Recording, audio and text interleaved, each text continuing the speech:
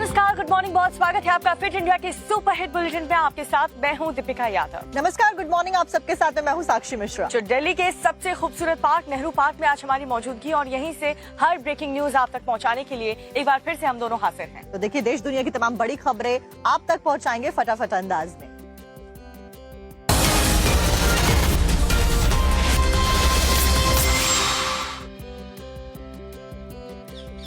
और देखिए, सबसे पहले रुक करते हैं बड़ी खबर का। प्रधानमंत्री नरेंद्र मोदी के अमेरिका दौरे से जुड़ी हुई एक खबर, जहां पर प्रधानमंत्री नरेंद्र मोदी आज तमाम सीईओज के साथ में मुलाकात करते हुए नजर आने वाले हैं और साथ साथ में मैन्युफैक्चरिंग और एनर्जी सेक्टर से जुड़ी हुई भी बातें वो बताएंगे। और भारतीय समुदाय को संबोधित आज खास तौर पर प्रधानमंत्री करने वाले अमेरिका में। जी हाँ, तो ये बड़ी खबर आपको बता रहे हैं, जहाँ पर प्रधानमंत्री मोदी ने देर रात क्वाड समिट में भाग लिया और एक बार फिर से दुनिया को शांति का मंत्र दिया। क्वाड की बैठक में क्या हुआ और पीएम मोदी ने अमेरिका में क्या क्या किया, इस रिपोर्ट में देखिए।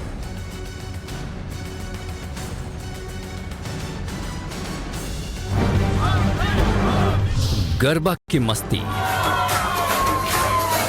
ढोल नगाड़ी की धुन, मोदी मोदी की नारेबाजी, पूरी दुनिया रही है सुन।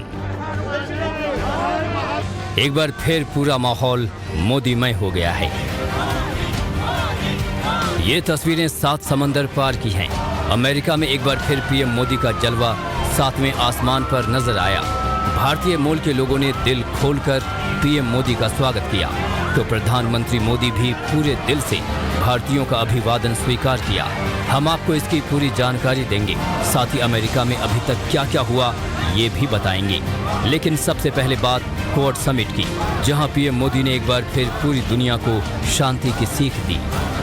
हम किसी के खिलाफ नहीं हैं।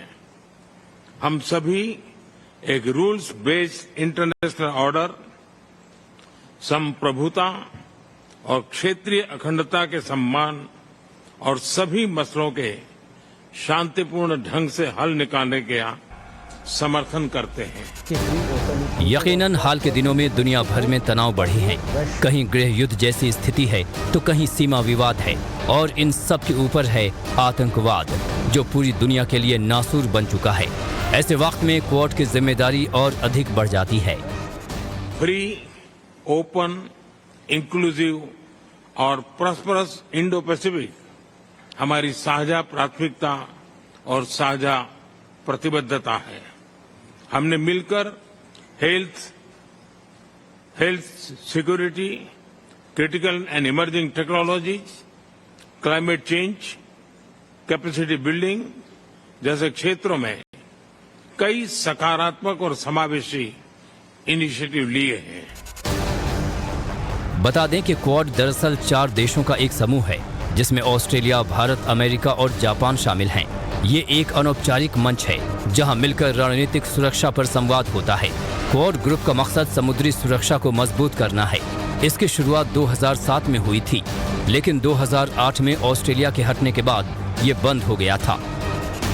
सुनिए पीएम मोदी ने इस बार क्वाड समिट में क्या संदेश दिया है। हमारा मैसेज साफ है, quad is here to stay, to assist, to partner and to complement। मैं एक बार फिर राष्ट्रपति बाइडेन और सभी साथियों का अभिवादन करता हूं। 2025 में क्वाड लीडर्स समिट का आयोजन भारत में करने में हमें खुशी होगी। बिल्कुल ठीक सुन रहे हैं आप। अगले साल का क्वाड समिट की मेजबानी भारत करने जा रहा है, जिसको लेकर जापान और ऑस्ट्रेलिया ने भी खुशी जताई है। क्वाड से पहले पीएम मोदी और राष्ट्रपति बाइडेन के बीच द्विपक्षीय वार्ता हुई। द्विपक्षीय वार्ता के बाद पीएम मोदी ने सोशल मीडिया पर लिखा, मैं ग्रीनवेले डेलावेयर में अपने आवास पर मेरी मेजबानी करने के लिए राष्ट्रपति बाइडेन को धन्यवाद देता हूँ। हमारी बातचीत बेहद सार्थक रही। बैठक के दौरान हमें क्षेत्रीय और वैश्विक मुद्दों पर चर्चा करने का अवसर मिला। तो वहीं राष्ट्रपति जो बाइडेन ने भी द्विपक्षीय वार्ता के दौरान पूरी गर्मजोशी दिखाई। अब बात पीएम मोदी के आज के कार्यक्रम की, तो आज वो भारतीय समुदाय के लोगों को संबोधित करेंगे। इसके अलावा कई कंपनियों के सीईओ को भी संबोधित करेंगे। बता दें कि पीएम मोदी 3 दिवसीय अमेरिका दौरे पर हैं और 9वीं बार ऐसा हुआ जब प्रधानमंत्री रहते पीएम मोदी अमेरिका के दौरे पर हैं। ये भी एक रिकॉर्ड है। और इस वक्त एक बड़ी खबर आपको बताते हैं, अरविंद केजरीवाल से जुड़ी हुई। आज जनता की अदालत में पेश होंगे अरविंद केजरीवाल। सुबह 11 बजे जंतर मंतर पर वो जनता के बीच सामने आएंगे, कार्यकर्ताओं के साथ लोगों से संवाद करेंगे। तो देखिए, कार्यकर्ताओं के साथ साथ में आम लोगों के साथ में भी संवाद अरविंद केजरीवाल करेंगे। अपनी बेगुनाही की बात कर जनता से समर्थन मांगते हुए नजर आने वाले हैं। मैं आतिशी ईश्वर की शपथ लेती हूँ कि मैं विधि द्वारा स्थापित भारत के संविधान के प्रति सच्ची श्रद्धा और निष्ठा रखूंगी। इस शपथ के साथ ही दिल्ली की कमान आतिशी के हाथ में आ गई। आतिशी ने दिल्ली की तीसरी महिला मुख्यमंत्री के रूप में शपथ ली, तो वहीं राष्ट्रीय राजधानी में सीएम पद संभालने वाली तीनों महिला मुख्यमंत्रियों में से सबसे कम उम्र की महिला सीएम बन गई हैं। आतिशी को उपराज्यपाल वीके सक्सेना ने दिल्ली के 8वें मुख्यमंत्री के रूप में शपथ दिलाई। आतिशी की नई मंत्री परिषद में सबसे पहले सौरभ भारद्वाज ने शपथ ली। उसके बाद गोपाल राय, कैलाश गहलोत, इमरान हुसैन और दिल्ली कैबिनेट में नए सदस्य मुकेश अहलावत ने शपथ ली और अब विभागों का भी बंटवारा हो चुका है। मुख्यमंत्री आतिशी के पास वित्त, ऊर्जा, शिक्षा, सर्विसेज और पानी सहित कुल 13 विभाग रहेंगे। सौरभ भारद्वाज स्वास्थ्य विभाग समेत कुल 8 विभाग संभालेंगे, तो गोपाल राय पहले की तरह पर्यावरण मंत्री बने रहेंगे। इसके साथ ही कैलाश गहलोत के पास भी पहले की तरह परिवहन विभाग होगा, जबकि इमरान हुसैन को खाद्य और नागरिक आपूर्ति विभाग सौंपा गया है, तो वहीं मुकेश अहलावत को श्रम और ST/ST विभाग का जिम्मा सौंपा गया है। हालांकि आतिशी का कार्यकाल संक्षिप्त होगा, क्योंकि राष्ट्रीय राजधानी में फरवरी में विधानसभा चुनाव होने हैं। अब सीएम आतिशी का लक्ष्य क्या है, ये सुनिए। अरविंद केजरीवाल जी को फिर से फरवरी में होने वाले चुनाव में दिल्ली का मुख्यमंत्री बनाना है। अगर दिल्ली के लोग अरविंद केजरीवाल जी को दिल्ली का मुख्यमंत्री नहीं बनाते, तो जो फ्री बिजली आज दिल्ली वालों को मिल रही है, भारतीय जनता पार्टी अपना षड्यंत्र रच के उसको खत्म कर देगी। जो सरकारी स्कूल अरविंद केजरीवाल जी ने सुधारे हैं, वो फिर से बदहाल हो जाएंगे। मोहल्ला क्लिनिक बंद हो जाएंगे, अस्पतालों में इलाज बंद हो जाएगा, महिलाओं की फ्री बस यात्रा बंद हो जाएगी। आतिशी मुख्यमंत्री के तौर पर अपने पहले प्रेस कॉन्फ्रेंस में केजरीवाल को ईमानदार बताती रहीं, तो वहीं बीजेपी ने क्या कहा, ये भी जान लीजिए। ये तो डम्मी सरकार है, डम्मी चीफ मिनिस्टर है और रिमोट से चलेगी। ये तो सिर्फ एक फॉर्मेलिटी है। केजरीवाल जी चूंकि मुख्यमंत्री कैसे रहते, वो एक मुजरिम है। एक तरफ एक्सीडेंट तो दूसरी तरफ आग की ये खौफनाक तस्वीरें जो हम आपको दिखाने जा रहे हैं, ये शिमला से सामने आई है, जहां पर आग लगने की वजह से 3 दुकानें पूरी तरीके से जलकर खाक हो गई। अब ये जो आग लगी है वो इतनी ज्यादा खतरनाक थी, इसका अंदाजा आप इस बात से लगाइए कि 26 लाख रुपए का नुकसान हुआ है। देखिए रिपोर्ट। भयंकर आग में पूरी दुकान जल रही है। लोग बाल्टी के सहारे पानी डालकर आग पर काबू पाने की कोशिश में जुटे हैं, लेकिन आग की लपटों ने पूरी दुकान को अपनी जद में ले रखा है। आग की खौफनाक लपटों की ये तस्वीरें हिमाचल प्रदेश के धर्मपुर विधानसभा क्षेत्र के अंतर्गत आती सिद्धपुर पंचायत के छोटे से कस्बे जोह की है, जहां भीषण अग्निकांड में 3 दुकानें जलकर राख हो गईं। भयंकर आग में करीब 26 लाख का नुकसान बताया जा रहा है। जानकारी के अनुसार एक दुकानदार ने अपनी दुकान से धुआं निकलता देखा और शोर मचाया। देखते ही देखते आग ने विकराल रूप धारण कर लिया और साथ लगती 2 दुकानों को भी अपनी चपेट में ले लिया। पड़ोसियों ने बाल्टी से पानी डालकर आग बुझाने की काफी कोशिश की, लेकिन आग पर काबू नहीं पा सके। सूचना मिलते ही फायर ब्रिगेड की गाड़ी मौके पर पहुंची और कड़ी मशक्कत के बाद आग पर काबू पाया।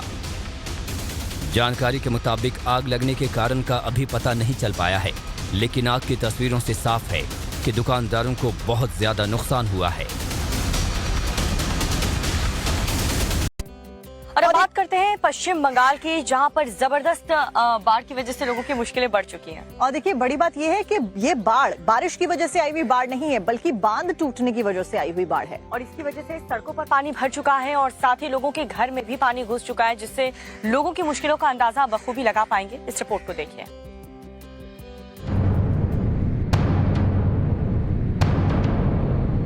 हमारे पीछे आप जो देख रहे हैं वो ना ही कोई नदी है, ये एक सड़क है जिसके जरिए लोग हर रोज यहाँ से यातायात करते हैं।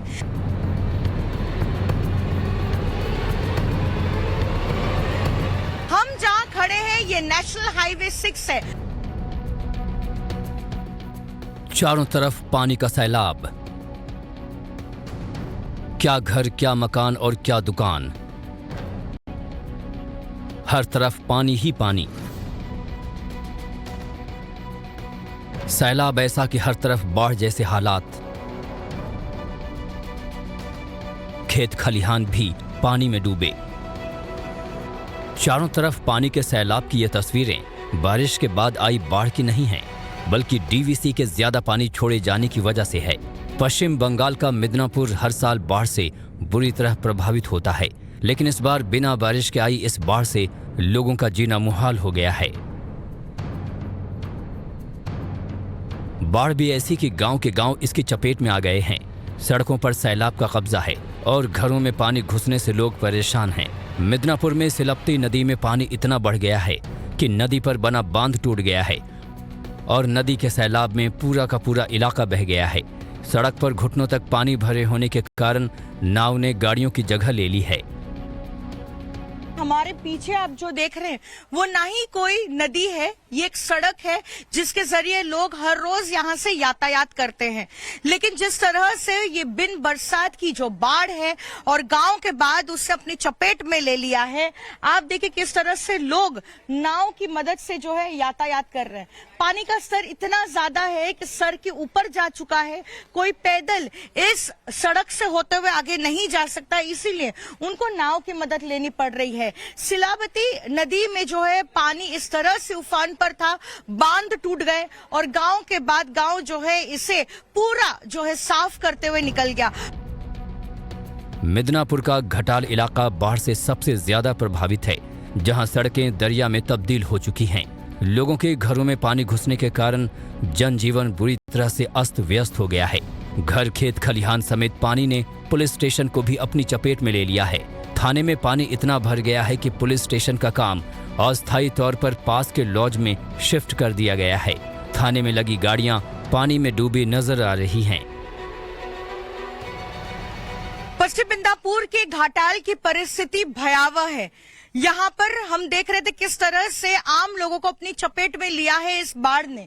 लेकिन आप देखिए, हम तस्वीरों के माध्यम से दिखा रहे हैं, ये है घाटाल थाना और घाटाल थाना पूरी तरीके से पानी में डूब चुका है। इस थाने को फिलहाल बंद कर दिया गया है और एक टूरिस्ट लॉज में जो है फिलहाल इस थाने को जो है शिफ्ट किया गया है और तमाम जो अधिकारी है वो फिलहाल वहां से काम कर रहे हैं। वहीं दूसरी ओर अगर हम देखें तो इस थाने में जितनी भी गाड़ियां खड़ी होती है, आप देखिए उसकी क्या हालत हुई है। आधी से ज्यादा गाड़ियां जो है वो डूब चुकी है इस बाढ़ जैसी परिस्थिति में। आप देखिए कई ऐसी जो गाड़ियां खड़ी है उसकी क्या परिस्थिति हुई है, डूबी हुई है। ऐसे में सवाल ये उठ रहा है कि किस तरह से जो के साथ साथ में बिहार का भी बाढ़ की वजह से बुरा हाल है। बिहार की राजधानी पटना पूरी तरीके से गंगा नदी का जलस्तर बढ़ने की वजह से डूब गई है। जी हाँ, वहाँ पर गंडक और पुनपुन नदियां जैसे उनका जलस्तर बढ़ा, इलाके में इतना पानी भर गया कि लोग काफी परेशान है। देखिए रिपोर्ट। घर डूबे, मकान डूबे, सड़कें डूबी, चारों तरफ पानी ही पानी। नाव ही आवाजाही का आखिरी सहारा।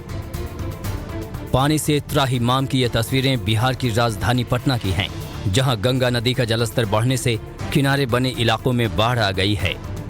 बिहार में गंगा नदी ने अपना रौद्र रूप दिखाना शुरू कर दिया है, जिससे कई शहर और गांव जलमग्न हो गए हैं। 5 सालों बाद एक बार फिर गंगा के जलस्तर में बढ़ोतरी के बाद नदी किनारे रहने वाले हजारों लोग बेघर हो गए हैं। सड़कों पर पानी का सैलाब इतना बढ़ गया है कि लोगों को आवाजाही के लिए नाव का इस्तेमाल करना पड़ रहा है। गंगा का जलस्तर इतना बढ़ा हुआ है पटना में कि सड़कों पर अब नाव चल रहा है। आप देखिए, जहां पर ये नाव पे हम बैठे हुए हैं, ये सड़क है, ये कंगन घाट का इलाका है और यहाँ पर ये जो है ये सड़क है। इसी सड़क से लोग आते जाते हैं, गाड़ियाँ चलती है। लेकिन आज इस सड़क पर नाव चल रहे हैं क्योंकि हालात इस तरह है कि जो भी लेवल है गंगा का वो काफ़ी ज़्यादा बढ़ा हुआ है। और ऐसे में सभी घरों में आप देखिए, एक तरफ से जितने भी घर हैं इस इलाके में, हर घर में पानी जो है वो पहुंच चुका है। गंगा के कहर के कारण पटना जिले के करीब दर्जन भर गांव पूरी तरह बाढ़ की चपेट में हैं और घरों में पानी भर गया है। गंगा का पानी बांधों को तोड़कर हाईवे पर बह रहा है। बाढ़ग्रस्त इलाकों में चारों तरफ बस पानी ही पानी है। पटना के अलावा वैशाली, भोजपुर और सारण जैसे जिले भी बाढ़ की चपेट में हैं। बता दें कि पड़ोसी राज्यों में हुई भारी बारिश का असर लगातार बिहार पर पड़ रहा है। गंगा के साथ गंडक, बूढ़ी गंडक और पुनपुन नदी भी इस साल अपने रिकॉर्ड स्तर पर बह रही है। प्रशासन बाढ़ प्रभावित इलाकों में लगातार राहत कार्य में जुटा हुआ है। खुद सीएम नीतीश कुमार ने भी बाढ़ग्रस्त इलाकों का जायजा लिया है और अधिकारियों से प्रभावित लोगों को हर संभव मदद के निर्देश दिए हैं।